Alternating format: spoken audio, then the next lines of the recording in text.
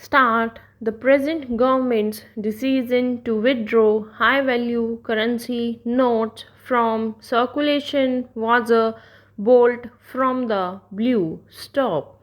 The time consuming process to print new notes and replace scrapped ones, coupled with a cap on daily cash withdrawals, created panic among 24 crores bank account holders. Stop. Most rushed and stood in queues before banks to exchange their old currency notes and get their daily quota of cash. Stop. The Supreme Court being the panacea of all ills, several public interest litigations were filed challenging the validity of demonetization. Stop. The SC decided to focus on ameliorating the harassment faced by common people forced to stand in queues for hours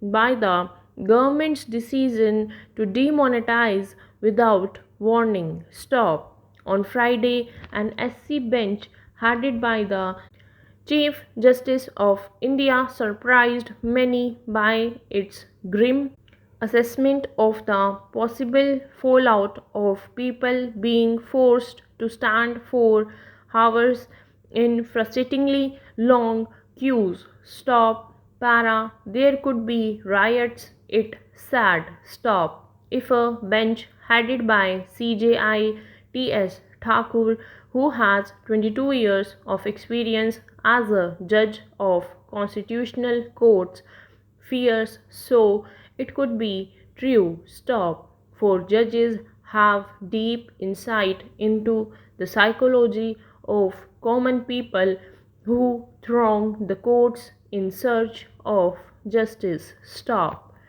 Indians are used to standing in queues. Stop. In our childhood, water used to trickle down the public tap for 2 hours every morning and evening. Stop. Vessels of various shapes and sizes used to be kept in queue, the length of which was a spectacle for us. Stop. There were fights. Stop. But in the small towns of Odisha in the late 70s, we as children never saw a riot. Stop. When we grew up a little, we stood in queues for hours for various purposes to get ration and kerosene from PDS shops, to pay electricity bills, to pay college fees, and to buy cinema tickets. Stop. In Delhi, all these queues were still in existence. Stop. In addition, we found people standing in long queues every time a kind person offered free food on festive occasions. Stop. Poverty alongside Delhi's opulence was a surprise for many of us. Stop.